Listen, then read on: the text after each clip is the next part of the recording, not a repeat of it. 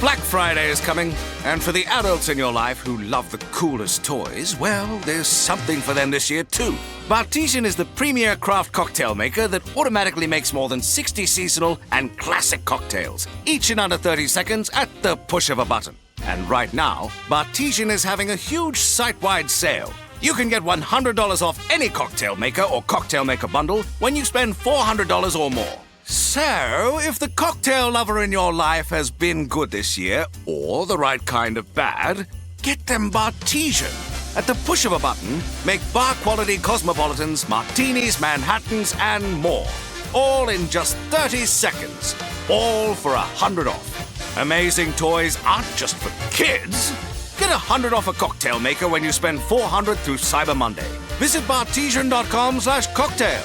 That's BARTESIAN.com/cocktail. Welcome to Mind Love, episode 283. Today's episode is all about unlocking the power of self-healing with 4 essential mindfulness techniques. Self-hatred isn't fertile ground for our healing. And so when I think about self-forgiveness, I think about grace and possibility of healing and compassion.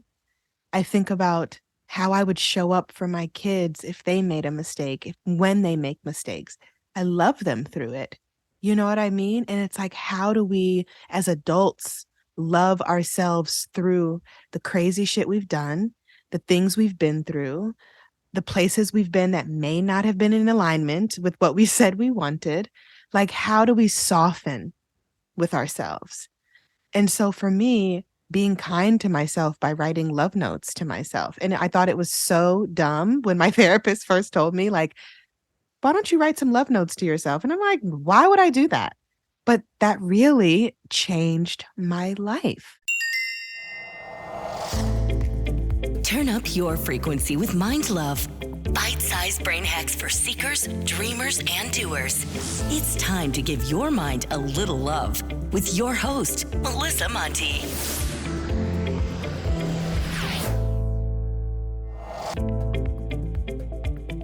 If this is your first time giving your mind a little love, don't forget to hit the subscribe button. Mind love is a habit, and the more you give your mind that love and intention, the better you'll feel about yourself and your life. Plus, it's really a win-win because more subscribers means Mind Love attracts even more amazing guests to bring you their wisdom. So don't forget to subscribe. Do you believe you have the ability to heal yourself? Or maybe we should back up. What even comes to mind when you hear the word heal? Is it always in reference to something physical? Because for me, anything that disrupts my sense of peace is something that could use healing.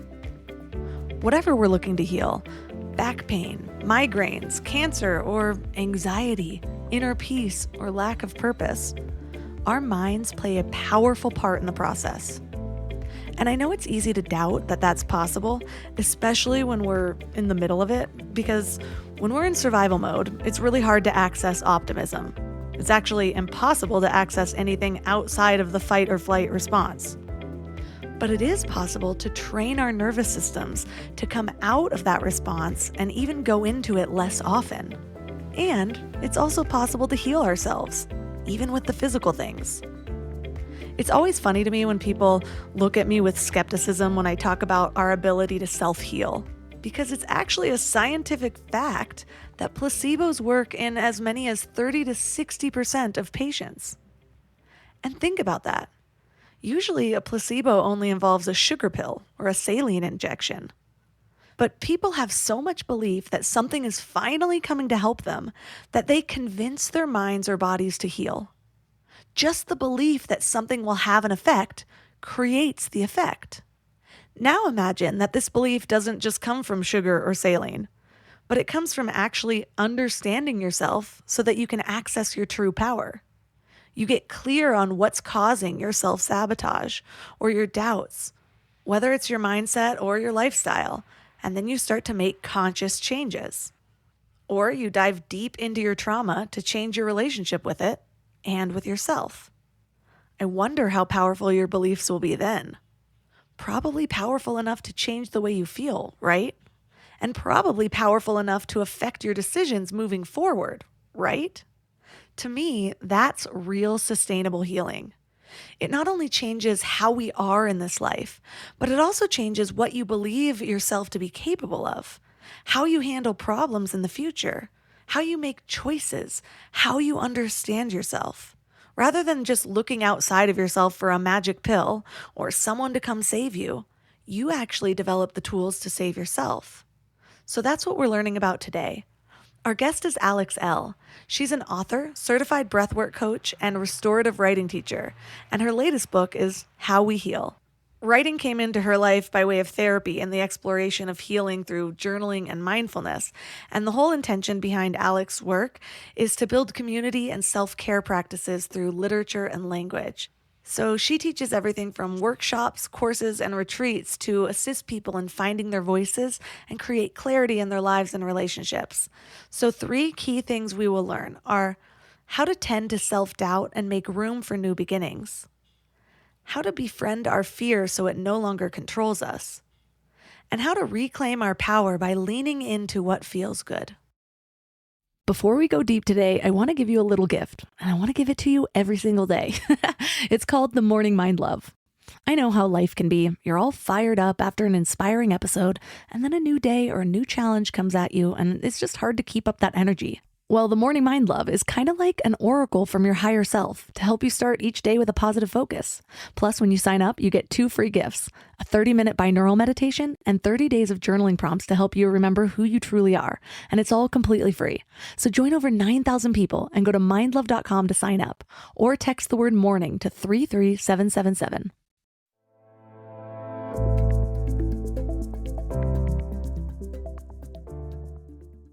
And now let's welcome Alex Elle to the show.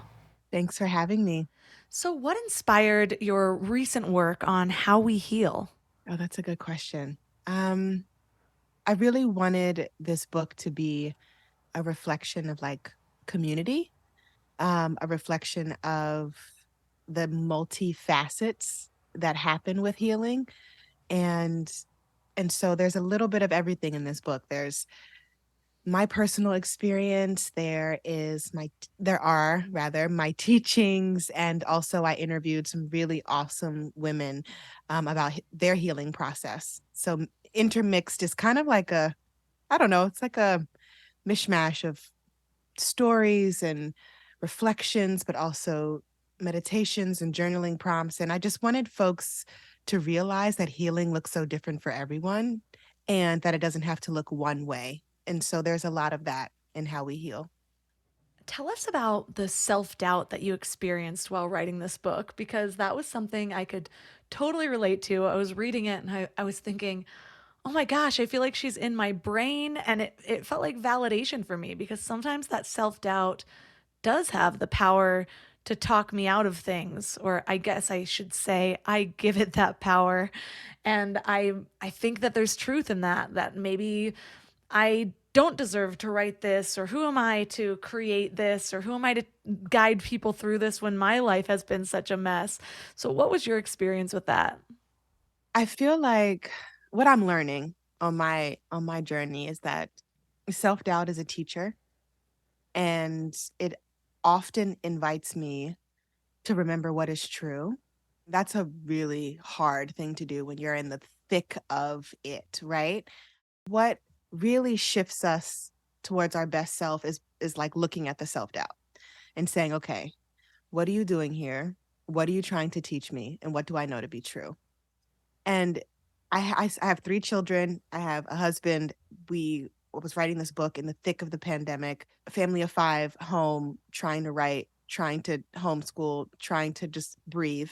It was so hard to even have 5 seconds to create a clear mind. And so what I had to realize is that, okay, the type of space that I'm in right now is only feeding my self-doubt, because not only can I literally not do this thing because we have crying toddlers and a frustrated teenager or whatever, I also feel like, wow, this is never going to get done. And who am I to even write this book? And so on top of everything, it was just chaos. And so I decided to open up How We Heal, sharing that story, because I know I'm not the only one. I know I'm not the only parent who's gone through this. I know I'm not the only author, woman, mother, friend. And so humanizing our healing and humanizing our self-doubt is major for me, because then it opens up this can of vulnerability and accessibility and relatability, which I think is really important and goes hand in hand with my work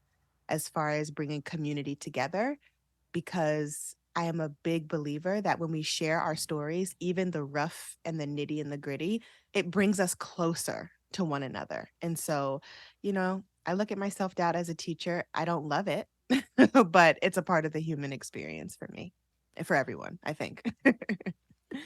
I have noticed this shift in my interviews lately. How many people are coming back to the idea of community, or just that ends up being such this resonating key point in what they're learning. And I have this belief that if you are in tune with the collective, if you allow yourself to open up to that, then that's why it starts to become a theme. And I'm like, why is everyone talking about the same thing? And it's funny because I was just working on an interview with Dan Siegel and his new book called Interconnected. And he talks about how our society and our brains and our wiring have all been guiding us, or basically steering us towards this illusion of self, that self is isolated. And when that happens in the body, for example, when one cell starts to work as its own entity rather than as part of the collective, we call that cancer. And so it's interesting when we think of healing and we think of our own journeys, because you make that point quite a bit, that like healing isn't just about this solitary act. You say that healing our hearts is communal. What have you been finding with that communal aspect of healing? How does it does it affect the whole, or is it affected by the whole, or both? What have you uncovered there? So I've been centering community care in my work for 10 years since I started. And I think that self-care is an act of community care. I think that when we heal ourselves, we heal each other. I mean, I open up how we heal with that. And healing is an act of community service in my mind. And so I do think it is this experience where we are not only healing ourselves, but we're healing our lineage, both forward and backward. We are leading by example, healing by example. And what is really beautiful to me about that is remembering and trusting that my healing isn't just for me. It's also for my daughters. It's also for my students and my clients. It's also for my marriage, right? And so it's like when we look at it on a micro level, it invites us to see that this is not just about us. I mean, many folks have trauma in their DNA. There has been a lot of research on that, especially Black folks, and I am a Black woman. And so something I've been talking about, especially when I was on tour and when I've been teaching, is if there is trauma in our DNA, there can also be joy. There can also be healing. So reframing things on a cellular level is magnificent, and it's possible. And I do think that has a lot to do with how we allow community to hold us and how we also show up in the world. Even if we're not best friends with someone or coworkers with someone, perhaps it's just in passing. Like I love when a stranger smiles at me when I'm on my morning walks and we exchange that sense of I see you. And so healing for me is this permission slip to be seen and also to see other people, because the healed parts of me can now realize and look at and hold compassion for the unhealed parts of someone else. And I think that that too is collective care and communal care. That's so true, because in my most unhealed periods of life, I also placed the most blame. I was the most judgmental. And it's because I was projecting all of my own issues onto other people. Those were the things that were highlighted, and it was easier to see them in somebody else than it was to see them in myself. When I was dating people, it was easier to fix them and say what they needed to work on than see my own flaws and what I was ignoring and still needed to work through. And it's interesting because I've gone through these sort of oscillations of understanding and seeing even the healing work that my family or my ancestors have done. My family is my mom's side and my dad's side, they were divorced pretty much my whole life. So they just seem like very clear, different sides of family. And one of them hasn't gone through much at all. And they also tend to focus on all of the little things. These make them big problems, really. And the other side has gone through great trauma. That's where my ancestral trauma comes from. I've shared with my audience before that my dad had it really hard. He was the oldest of 8 kids, and his dad killed his mom and committed suicide and blamed my dad because my dad was the one trying to fight back and protect the family. And so my dad had that to carry. And I was raised in a religious home, and I don't really identify with the religion anymore. There's things that I gained from it. There's also things that I felt like maybe it hindered. I don't know, everything happens as it should though. And for a long time, I sort of felt like I was the only person that was trying. And I really resonated with how you talked about it was lonely to be the only matriarch of healing for your lineage. But the more I set off on this healing path, the more that's opening up to me, where I can actually see, my dad started it in a different way than I did. He was sober pretty much my whole life, and now I have stopped drinking as of like 500 days ago or something like that. But he did what he could, and he found religion to save himself, whereas I kind of identify more with a broader spiritual journey. And so it's interesting how, if you would have asked me 7 years ago, I would have been like, no, I'm the only one doing this. And now I'm like, no, people have found their ways. They've just found different ways than I have.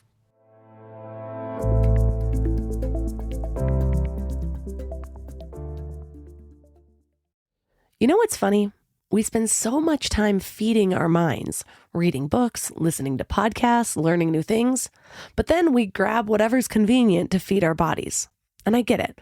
Life is busy, and sometimes a drive-through feels like the only option.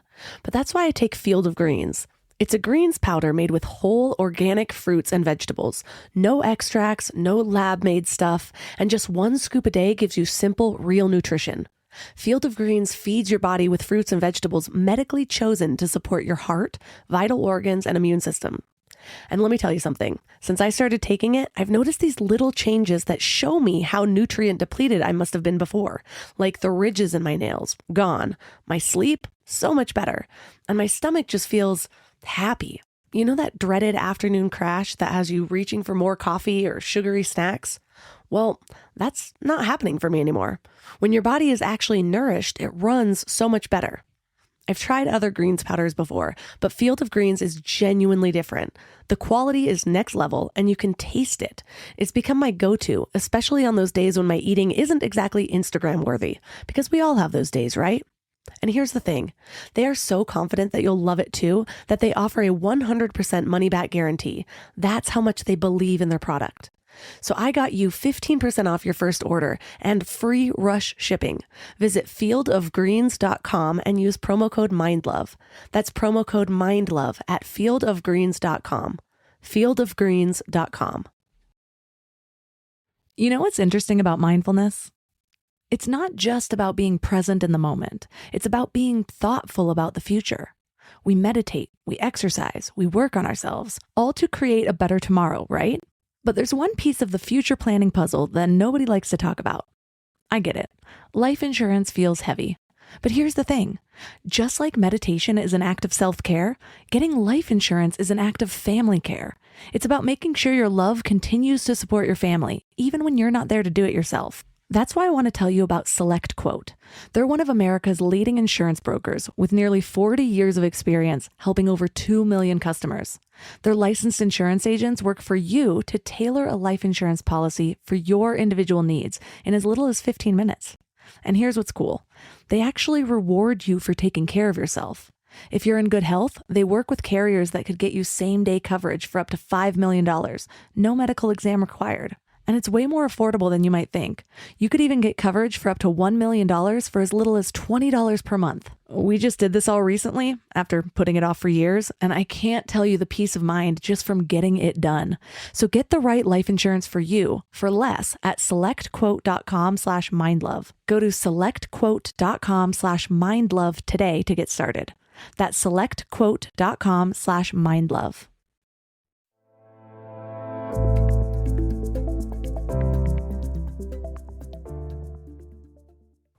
if you would have asked me 7 years ago, I would have been like, no, I'm the only one doing this. And now I'm like, no, people have found their ways. They've just found different ways than I have.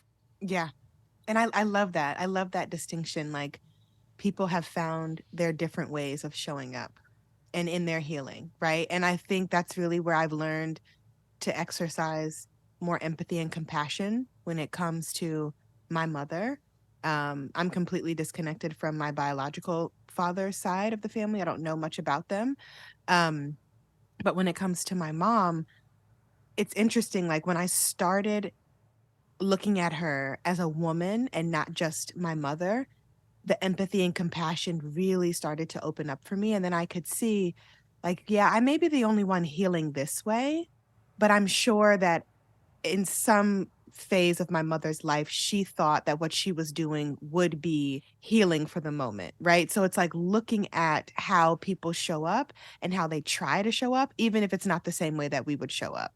And I can relate to the mother-daughter triggers just so much. Like, my mom and I have a great relationship, but she's also my, as Rhonda Byrne puts it, personal emotional trainer. She can trigger me more than anybody in this world.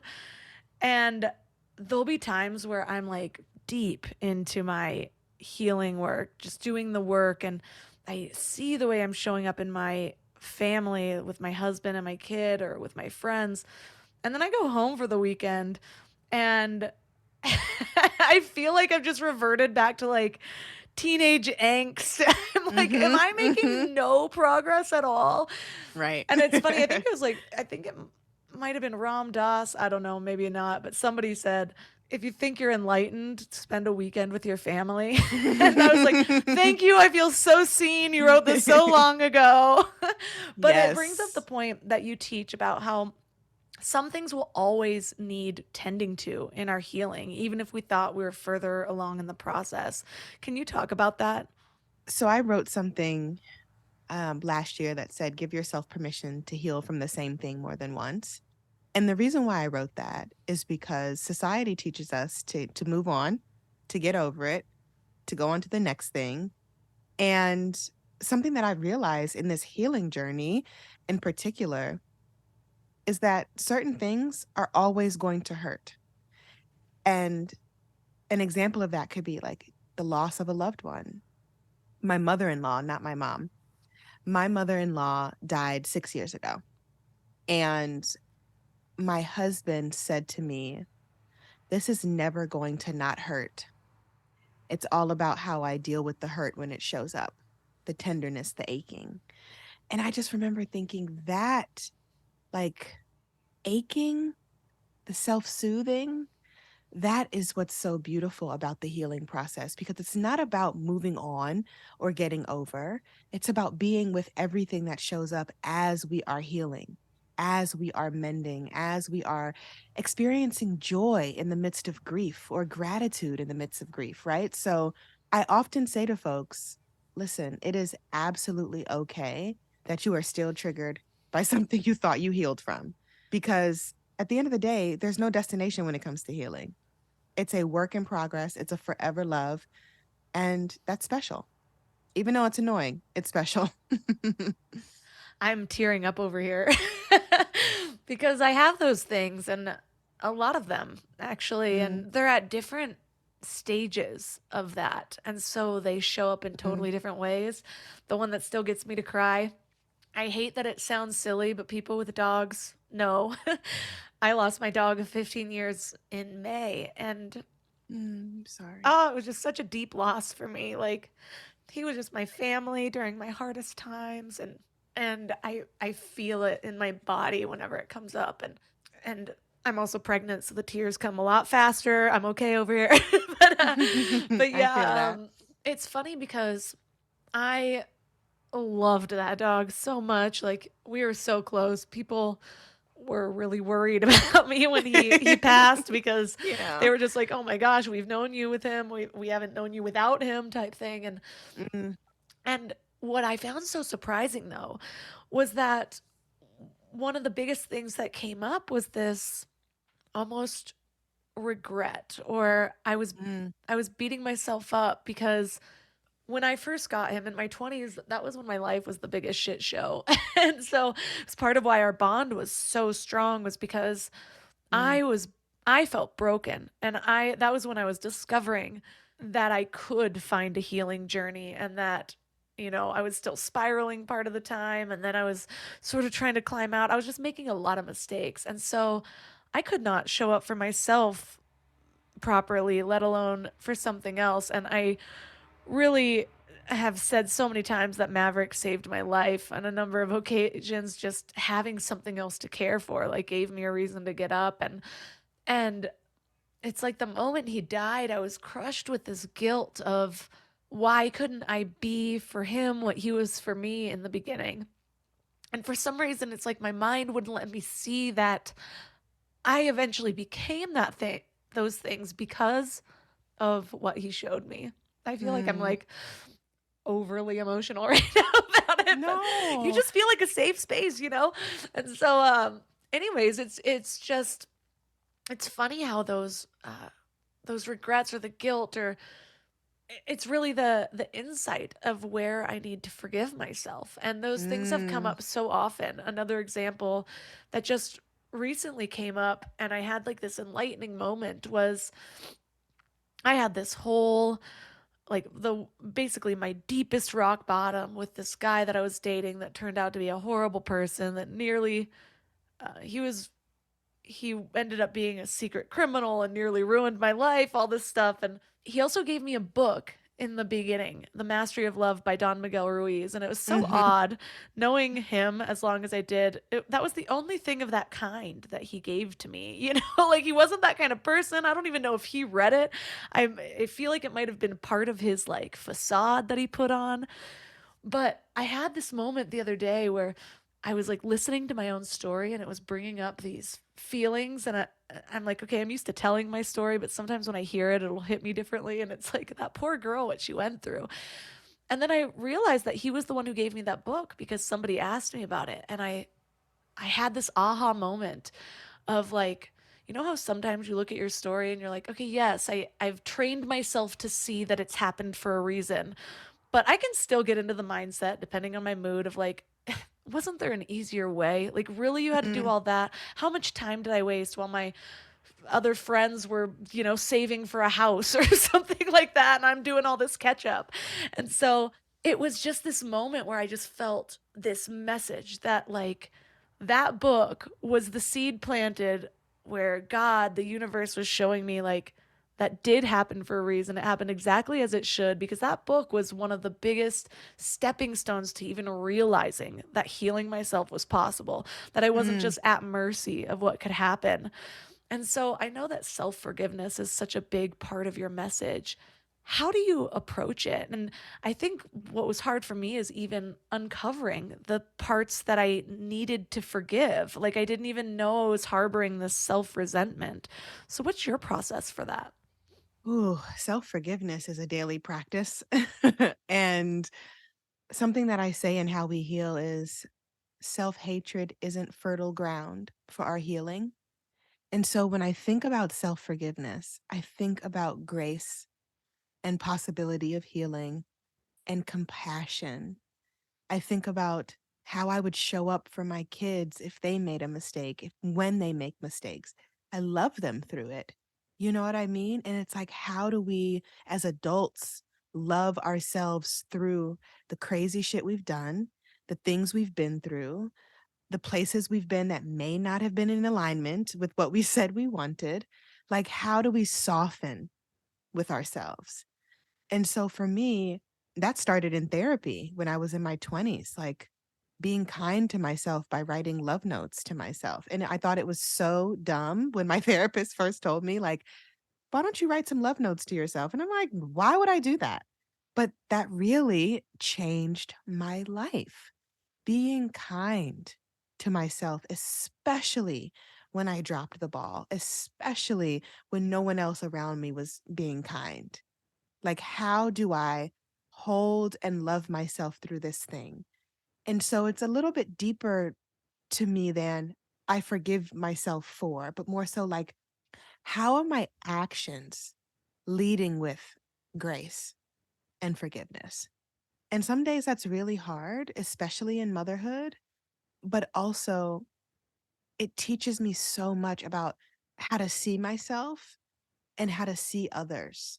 And that's been really beautiful for me on this journey of healing and evolution. It's like, how can you be soft with yourself? This world can be a hard place for folks, for all folks from all walks of life, right? How do we soften into ourselves? How do we become a safe space for ourselves? And I think I'm just now in my 30s, like learning how to be softer with myself. It's difficult. Can you give us an example of what that might look like in practice? Yeah. So a couple of months ago, I mentioned I have 3 kids. One just turned 15 yesterday, 11/20. She turned 15. I don't know when this will air, so I'll just say one just turned 15. One is 4, and the other is 3. And my oldest is a amazing kid. She's so awesome. And I said something or did something or didn't say or didn't do something that hurt her feelings. I don't remember what happened, but her feelings were hurt. And she told me that I was being insensitive and that I hurt her feelings. And immediately I apologized to her. Not I'm sorry or I'm sorry but I'm sorry that I hurt your feelings. What can I do better next time? How can I love you better next time? And it was easy for me to apologize. Like, I didn't grow up with adults apologizing to me, but I knew that a part of breaking cycles in my life was that I was going to be apologizing to my kids if I did something that hurt them. We talked through it and we hugged and kissed after. And I have been mindful of what I say or what I don't say, how I say something, etc. But I remember after leaving her room feeling like such a complete failure for hurting her feelings. And I felt like I let her down, like I was traumatizing her. I just went down a whole spiral. So and it was intense. And so I had to ask myself, how can I love you through this? And what can we do better next time?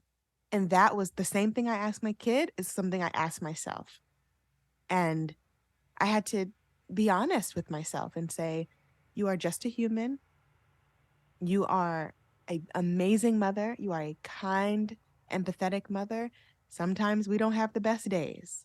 And you are open to fixing your behavior and your mistakes with your kids.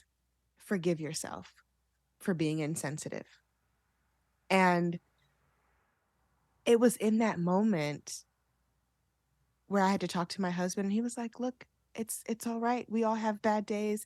Charlie, my oldest, she was like, Mom, I love you. It's okay. We all have bad days. I can be insensitive sometimes. We laugh about it and stuff, but it's just like showing our children that we're human and that we also deeply love them, even when we are wrong or when we drop the ball, is magnificent. But we also have to not beat ourselves up over getting it wrong, especially as we raise humans, because it's hard. And so a big part of my healing work has been to give myself grace, not just in motherhood, but in life, and also love myself how I love other people, which can be deeply challenging when you are the matriarch of healing and you've never seen love or you've never had an apology from an adult.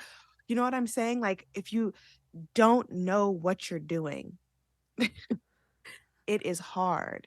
And we are all learning along the way. And it's like, okay, how do we improve? And then how do we not hate ourselves through the mistake that we made? How do we instead fix our behavior and love ourselves through it?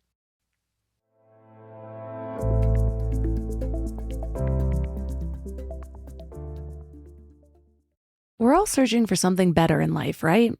Better habits, better mindset, better relationships. But when it comes to hiring, searching isn't always the best approach.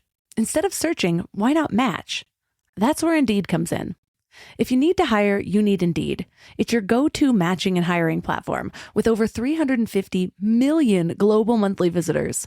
Their matching engine helps you find quality candidates fast. And I mean really fast. Did you know that in the minute I've been talking to you, 23 hires were made on Indeed worldwide? That's what I love about Indeed. It's like having a mindful hiring assistant. Instead of getting overwhelmed by endless resumes, you can schedule, screen, and message candidates all in one place. The platform actually learns your preferences, so the more you use it, the better it gets at finding people who align with your vision. And get this, 93% of employers agree that Indeed delivers the highest quality matches compared to other job sites. That's why more than 3.5 million businesses worldwide use Indeed to hire great talent fast.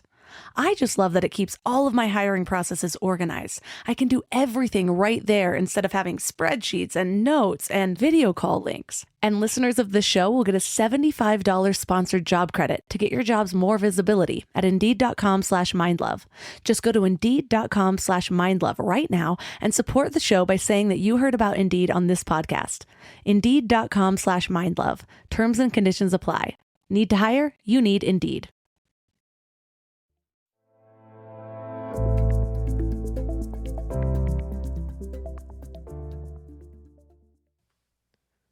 It's such a relatable example and something that's been on my mind a lot. I'm pregnant with my second. My first will be exactly 2 when this one comes. And so I still have a little bit of time before I have those deeper conversations. But the type of person I am, I'm already thinking about it. Like, how am I going to handle this? How am I going to make sure that he is okay with his emotions, that he welcomes them? How am I going to make sure that I'm modeling what goodness is, what all of these concepts are that we're talking about? How do I model those? And man, if anything, it's a kick in the butt for my own healing. Like, I am immediately have a mirror towards what I have been neglecting, even with all of my years of healing work. And so one of the things that comes up, though, with the example that you gave, and I feel like with kids, it's a little different. I will apologize to my kids if I ever hurt their feelings, no matter what, even if I'm looking and I'm like, really, that hurt your feelings? But I feel like it's a collective conversation that keeps coming up even in society. It's like people are talking about, well, should everything be apologized for every time somebody's offended? Or where's the line of seeing, of also teaching people to not let that penetrate in a way. And like I said, it's totally different when it comes from your parents. I feel like it's always a separate conversation. But what is that? What do you think about that topic? Because it is a kind of a push and pull. Like, no, everyone's too offended these days. Everyone expects an apology for everything. And on the other side, it's like, yeah, but we can do better. Can't we look at the effects of our actions? Like, and there is a line there. I can get into the mindset of both sides depending on the topic. What are your thoughts on that? I think there's nothing wrong with apologizing if you hurt someone. I don't think there's anything wrong with that. And when and specifically thinking of parenthood, it's the acknowledgement of the hurt feeling, of the way you made someone else feel, your child in this case, that I think is what creates emotional safety, is what makes children see and trust and believe that they matter and that their feelings matter. And while they'll go out into the world and people will be like, I'm not apologizing to you for that, they, I think, will have less of a hard time when that happens because they know themselves in a way that, because they were seen as children. I don't know if I'm making sense, but I know for me personally, I never had adults apologizing to me. And I grew up in a very volatile, very abusive home.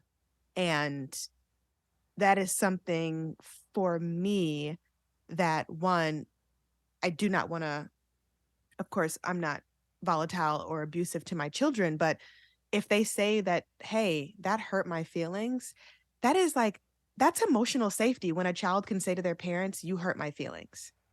And for us not to dismiss it and be like, ugh, that, and that can, that, and don't get me wrong, sometimes you want to say that, especially in teenagehood, but, or, and saying, I'm sorry I made you feel that way is so important.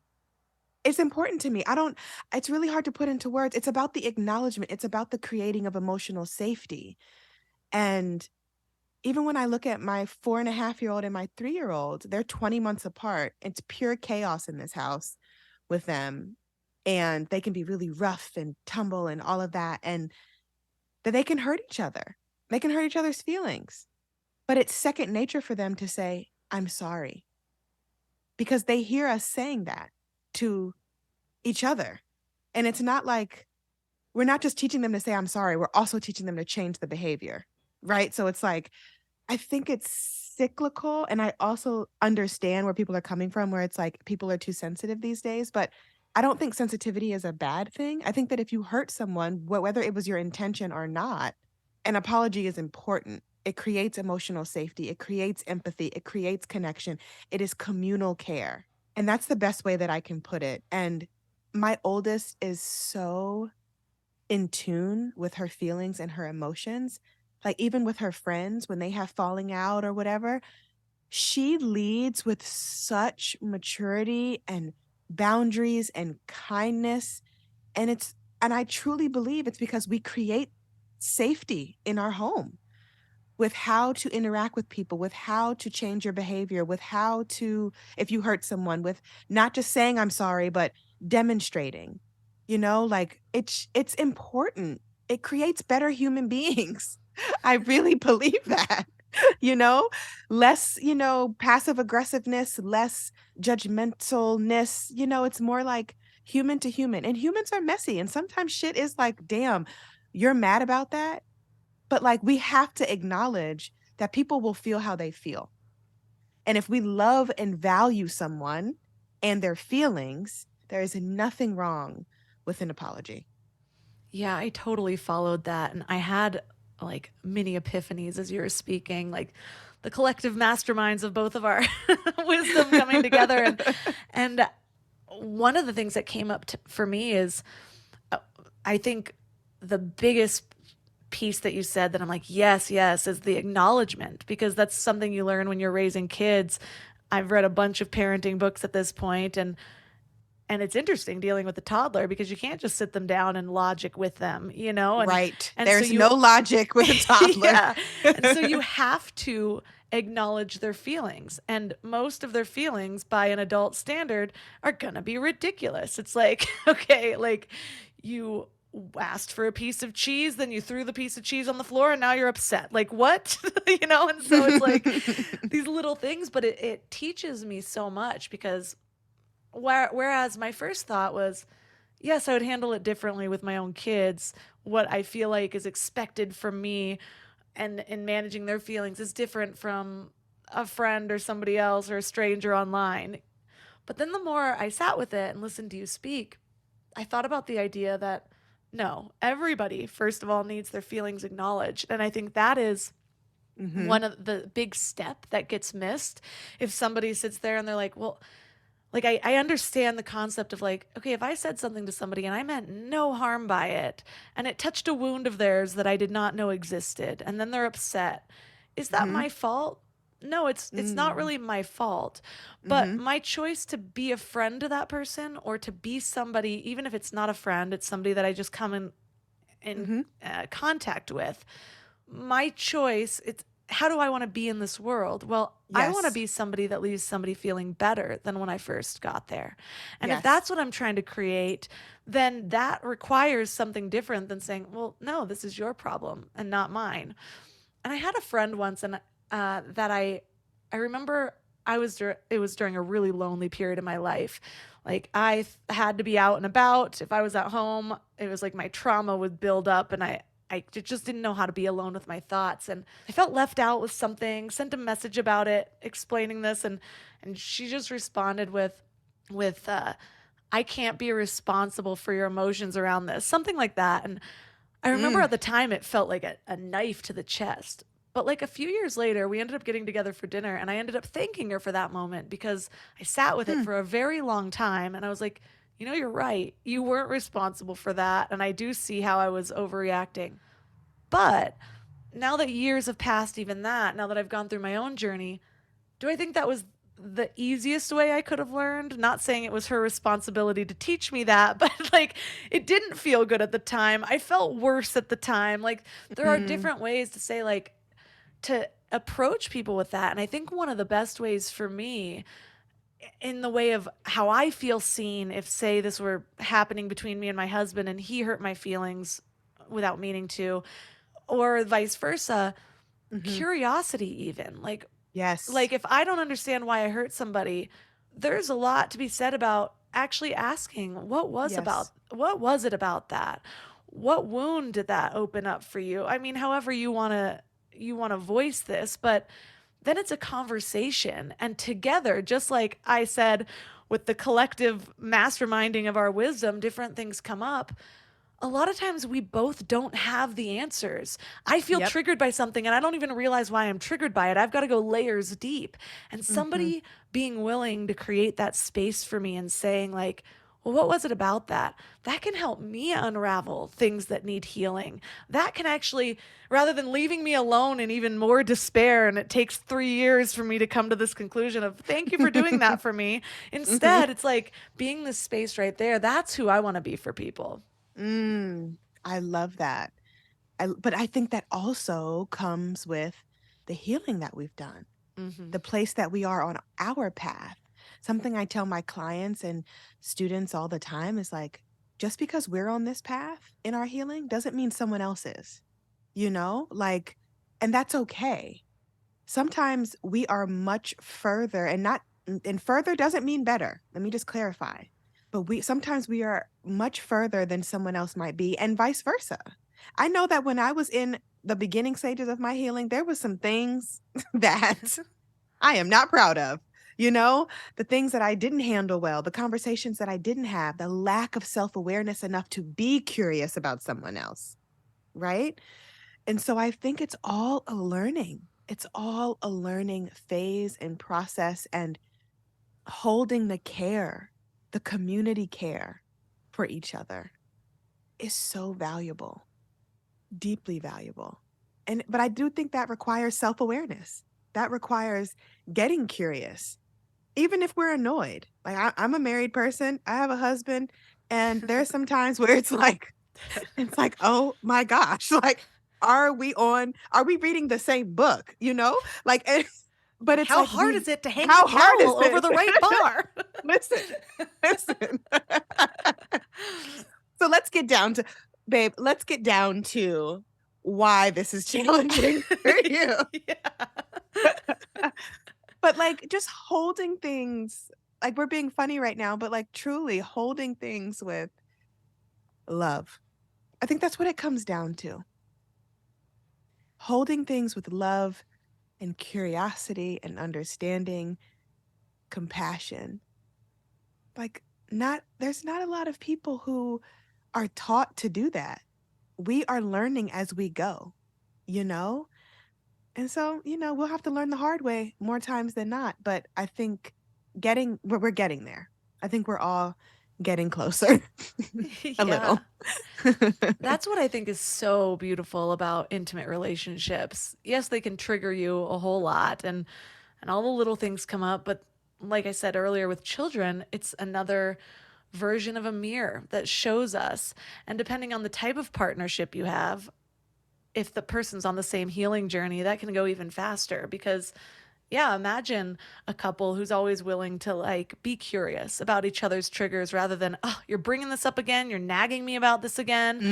And instead, you create space together to be able to allow those things to arise. Because one of the other things that you teach is realizing and naming your needs. And I shared how I didn't even understand my needs. I had triggers, but I didn't know where they were coming from. I thought my trigger was somebody not texting me back. I didn't know that my trigger was actually feeling alone.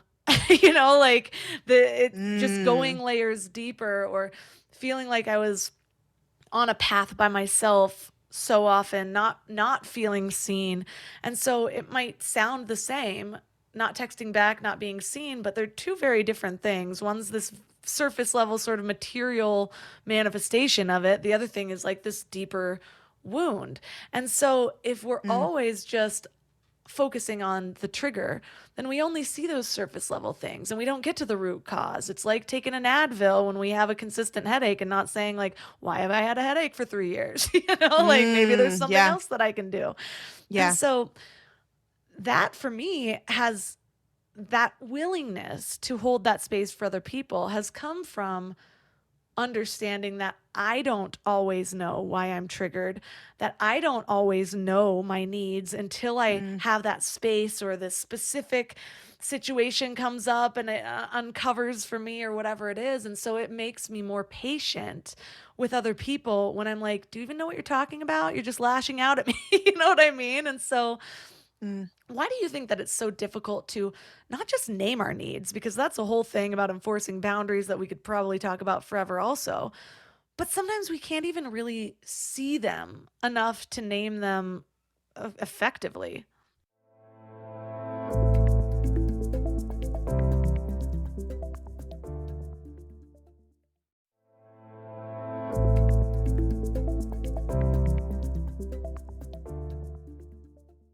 Why do you think that it's so difficult to not just name our needs? Because that's a whole thing about enforcing boundaries that we could probably talk about forever also. But sometimes we can't even really see them enough to name them effectively. You know what? I love what you just said about willingness. Like, that's such a strong word. That actually gave me chills, like the willingness. And I think when we're in relationships that leave us feeling seen, safe, and supported, there's a different type of willingness that we have to name our needs. Or maybe it's not the naming of the need, but the exploring of the needs and the wants so that we can figure out how we want to be in relationship with other people. So that word willingness, and it just feels deliberate. It feels deliberate and it feels on purpose, and it opens up possibility. So when it comes to naming needs, for me, it's not necessarily about boundaries all the time. Like, a lot of times it's about self-advocacy and literally saying like, this is what I need from you, or this is what I want from you, and having those conversations that can be really challenging, but also really nourishing. And I do think that we have to have some sort of emotional safety to do that, like feel safe to be able to show up with our needs in tow or with our wants in tow. And I'm having more aha moments just around, I agree completely around the feeling safe, because I think one of the reasons that it's taken me so long to feel safe in expressing my needs, vocalizing them, has been because I've been afraid, like, well, will this be too much for you and you'll leave?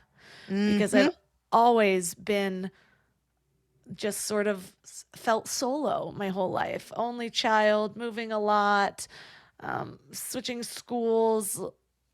I don't know, didn't do well in group projects, just all the things. It was like me being my little free bird on my own. And there were things that I used to be really proud of about that. And it's like the older I get and the more that I realize just the collective nature of life, and I think health, really, how we sort of touched on earlier around how our minds and our wiring sort of sets us off, that we're these little individual entities, but we are so much more a part of the collective than we think. And that collective's supposed to be there. That's why it's harder to heal, I think, on my own, because I don't have those mirrors, and I don't, if I'm living in an apartment by myself for years, yeah, I can think I'm enlightened, but then I go spend time with somebody and that's when a trigger comes. It's really easy not to be triggered if you're the only one there, And Correct. So Correct. in all of these ways, the community is what sort of moves us forward. And I'm, as the years go on, the older I get, the more I just see that is what life is supposed to be. And so with expressing my needs, one of the things that's coming up recently is I'm 6 months pregnant, and my husband and I are both entrepreneurs. We both work from home. It can get kind of chaotic. There's a toddler here. We're like, who needs to take him for this? What, like Mm-hmm. I am getting to the stage where I'm needing a lot more rest, but I don't Mm-hmm. identify with that. Like I see myself in this other way. So that rest period is difficult for me. I feel like, even though this isn't even the reality of the situation, when I'm laying down on the couch and he comes down at like 2:30 p.m., in my mind, I create this whole story about how he's looking at me not being productive, especially if we have childcare. Like, we're paying for you to lay down, stuff like that. And then I'll talk to him about it. And he's like, I wasn't thinking that at all. I don't know where that came from. And I'm like, oh, I'm clearly projecting what I'm Yeah. thinking, And, Yeah. Yeah. and so that has been the hardest thing to voice lately, is just my need for resting. But it always has been. And you have this whole section in your book that I was like, yes, because it's not just pregnancy that calls in the rest. It's part of the healing journey in general. It's that period where we sit back and we've done all this work, and that part can be addictive, where we just feel like, okay, next Mm-hmm. book, next book, next book. But what we forget, and what I forgot probably the first 7 years of self development, was that I need time to let each of these things integrate. Because if I move on to the next thing too quickly, then I've forgotten the first thing. Like maybe little tidbits will stay with me, but it's not the same as like actually sitting back and being like, okay, who am I now? And taking notice of those things. And that's one of the things I always try to do, like even just after a meditation. If I just meditate, get up and go, it's harder to come back to it for me, because it's just something that happened, versus meditating and sitting there and being like, how do I feel right now? How is it different than when I got here? Like, what is my inner peace like? What Mm-hmm. wisdom is coming to me? And when I spend time doing that, then the next time it's like, oh, remember that bliss right afterwards? And the same thing Mm. happens in all of my healing. It's like, yeah, remember, this deep work feels hard and I want to run from it. But remember how blissful I felt afterwards? Do you remember how many things I noticed that change in my life afterwards? But we have to create the space to actually notice those things in order to understand what's happening within us, or even to allow those happenings to occur, if that makes sense. Makes a lot of sense. I love how you say allow it to occur. Like that's important. Being able to sit with the stuff, being able to be present, choosing presence, sitting with it, not rushing through it. Emotional rest is important. Slowing down is important. I mean, we live in a super fast-paced world. I was recently thinking about this because I was on a 7-city book tour for How We Heal. 10 days, 7 cities. Wow. And I kept having to say to myself, be here now. Don't think about the next flight. Don't think about the next show. Just be here. And it was so hard to be deliberate about being present, about choosing presence. And what I realize is that I need to get better. Not need, I want, deeply want to get better at being with what is in front of me when it comes to everything. Savoring a piece of cake, holding my children's hand, laughing with my husband, going for my morning walks. Like, how do I be with what's right here, right now? Because so often we're not. We're on to the next thing. I mean, I'm an entrepreneur. I've been working for myself for 10 years. And I look up sometimes and I'm like, damn, it has been 10 years. How? I feel like I've done so much, but I've missed so much. And so getting intentional about being with what is here and now, I think is huge, especially when it comes to our healing. And the reason why I think that is because healing is not just about the mending of a wound or the repairing of something that's been broken. It's also about being with the joy that comes up. And so if we are so busy moving through our healing that we forget to be with the joy, are we really healing? And that's something I've had to ask myself. If you're just rushing through this thing without savoring without greeting the joy that's at your door, even if you may be in grief? Are you really giving yourself permission to heal? Because I think joy is a part of our healing process. It should be a part of our healing practice. But we have to slow down and choose presence in order to see it. And that is a work in progress for me. Ooh, I love that. And it brings up one of the things that used to come up for me was I would oscillate between growth and setbacks. And it was like you actually had a quote in your book that just resonated so completely. You said something around you kept trying to fix yourself in the same environments that broke you down and left you distracted from doing the healing work. And so I was in that same period in my 20s where I would just get on these fixes. I was doing yoga and I would read all these books but I wasn't surrounded by anybody that was doing the same thing. And so it was very easily for me to just like backslide. And so then as I ended up slowly making changes to my life, one person at a time, sort of attracting somebody new, not even really noticing that my life was shifting, even doing the work in the harder ways and not really seeing where I was setting myself back. But I was worried that if I wasn't constantly on that fast track of progress, that I was then going to spiral back, because that's what had happened for the first few years. What I didn't see was basically what you had voiced so well about being in the environment that broke you down. I was still in that. And I didn't really see when I had started to move out of that. But because of that, I had this fear where I was having a hard time discerning between what was a rest period, an integration period, and seeing that as just a time that I was not making progress. And I had planned to ask you, like, well, how do you know which one you're choosing?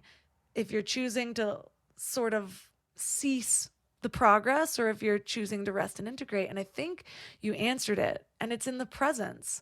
Because I think even if we choose, again, that willingness word, to be in the present moment, whether it hurts, whether it's joy, that in itself is going to make progress, whether we're realizing it or not. I'm not saying that progress is the end all be all. I think being really is, and learning to be in that state of peace. But if we're in that present moment, we not only are able to see more of, we talked about so many different things, but one of the things was like triggers that come up and thinking it's the surface level thing versus, oh, it's actually a wound that's a few layers under that. Or whether it's the self-forgiveness, just feeling uncomfortable in the moment and then realizing, oh no, this is kind of a resentment that I'm holding on to myself. All of those things are found in the present moment. And what we tend to do is we create all these stories about ourselves and other people. And then we're either living in the past or in the future, or just in the story that we made up, and it's an illusion completely. And so it helps us to see parts of ourselves that are just covered up, or we've been hiding, or we have been ashamed to kind of pull out. But it also helps us to see what comes up for other people. I find that the more present I am, it's like I can be having a conversation with somebody and pick up on the tiniest subtleties where I'm like, ooh, I want to pause here. I could see that twitch in the face, or I felt the quiver in the voice, and so subtle that most people wouldn't notice it, but I can see it. And in my mind, usually I'm like, oh, that's why I'm here. Like, I need to hold space for that, or I want to hold space for that. I'm willing to hold space for that. And it reminds me of this story. It's kind of the last thing I want to unravel, but I thought there were so many lessons in it. You told this story about the mean lady and trying to get her to speak to you. Will you share that story? Because there's so many lessons in it that I feel like we can unravel. Oh my gosh. Yeah. So we used to live in an apartment years ago, and we had a neighbor who everyone looked at her like the mean lady because she wasn't very nice and she looked mean. Is the best way to put it. And I don't want to say I would go out of my way to be kind to her, but I would be a little bit more intentional about like holding the elevator for her, or smiling at her, or saying hello. And like 9 times out of 10, she would look at me like she couldn't stand me, that I was so annoying. And like, why does she hold the elevator open for me? Go up to the third floor and like, I don't want to talk to you. Like, close the door. But then one day, well, my husband had said, stop talking to her. She doesn't want you to talk to her. She's mean. Stop talking to her. And I just said, no. I said, one day she is going to speak to me. So then it became kind of a game, like a game of compassion.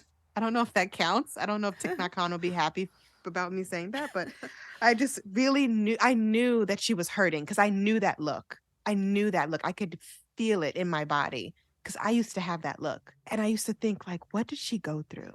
She would be with her daughter a lot of the time, and her daughter was the sweetest, most kind little girl, but she was always clinging to her mom. And I remember thinking, like, what is she protecting her mama from? Like, what is their story? And so I continued to be kind. I stopped saying hello, but I did like smile. I did still hold the elevator open. And then one day I smiled at her and she smiled back at me. And I thought I was going to die. I was like, you would have thought Beyonce smiled at me or something. I was like, oh my, in my mind, I'm just like, oh my God, she smiled at me. And then I think I said, like, it's a nice day outside or something. Or maybe she said it. I don't know. But we were like having a moment. And I was just feeling good and happy for her. Like something shifted. What good news did she get? Like, I don't know this woman. I don't know her story, nothing, but I was just thrilled that she had a glimpse of joy that she was willing to share with me. I ran home and I was like, babe, she smiled at me. The lady, she smiled at me and he was like, are you serious? Like, it was a whole thing because like no one could get her to be smiley or say hello or anything. And so we had a moment and I shared that. So my editor actually wanted to take that whole section out of How We Heal. I don't know why, but she was like, it doesn't fit. And I was like, oh, no, this fits because this is community care right here. Like allowing someone to feel held and seen, even if it's just through a smile. And like she felt safe enough for whatever reason that day. And she wanted to be seen by me for whatever reason that day because she had something, there was something that had softened in her. And I remember thinking, like, I remember when that happened for me, when I softened, when I stopped being so angry, even if it was just for that elevator ride, you know? And it just reminded me of the power of collective care and compassion and humanity. And it's so funny. I actually recently saw her and we didn't speak, but she saw me and I saw her. And it was this very clear, I hadn't seen her in years since this happened. And we didn't smile or anything, but we saw each other. And it was that I know who you are type of vibe. And I just think that that's beautiful. I think we were both kind of shocked to see each other because it had been so long, but it was kind of like we were having a moment where it was like, oh my gosh, like she was probably like, there's my annoying neighbor from the third floor from all those years ago. And I was like, oh, I don't even call her the mean lady anymore. I was like, there's the lady who finally smiled at me. So I just thought that was a lighthearted way, but also a really impactful way to share communal care. Yeah. And yeah, so yeah, that was in a nutshell, that's the story. See, I got so many things from that, and two of the biggest things that came up, it reminds me of different things I've done in the past. But the biggest thing was meeting people where they are. That part. Because there's been times in whether it's intimate relationship, friendship, whatever, where I'm like, I'm doing all these things for you, what do you do for me? Type thing. And then I get a shift of perspective and I'm like, oh, we have different love languages. I do gifts or something like that for you. You do quality time. I'm not as good at that one. And with this former mean lady, now just lady, maybe she wasn't ready for the conversation. She didn't want to open herself up to having to do that often, but she could handle the smile. Or maybe the smile showed that she was in the presence of peace or a safe space or something like that. And that's what allowed her to come out. And so there's so many different things in that. And we had talked about earlier how just because we're further in certain areas does not mean we're better. And that's so true. And it's something that I feel like the further in self-development you get, the more you have to remind yourself, because you start looking at your family. Why am I the only one doing this work? You guys aren't helping, or you get in an argument with a friend who doesn't have any of the tools, and you're like, this wouldn't even be an argument if you did any sort of work on yourself, And so, Right. and we tend to like project these things, and it's like, well, there wouldn't be work for me to do if everyone was doing the exact same thing, Like, thank you, universe, for giving me these people, for putting me in this situation where I'm better able to see parts of myself that still need attention, love, and care. And so in that moment with the lady, it's that presence. It's the willingness to be in the moment that maybe you didn't even know what you were going to do at that moment. Maybe you didn't know you were going to smile anymore, but it happened because you were present enough that that's what you felt called to do. And so I just felt like it was such a great story to end on.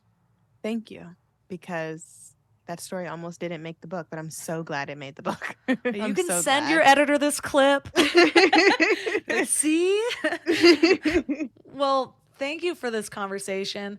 I absolutely loved it. This is just going to be one of my favorite episodes. And so for listeners that are resonating with you as much as I am and want to learn more, where's the best place that they can connect with you and find your book? Oh, yeah. So alexelle.com, all the things are there. I have a gratitude newsletter on Substack, alexelle.substack.com. And of course, I'm on Instagram. I'm just at ALEX on Instagram. Don't ask me how I got it. I got it. I'm at Alex. People are always like, how did you get that? Magic. And yes, I look forward to being in community with you all. And thank you so much for having me, Melissa. This was really great and fun. And I'm honored that you invited me on.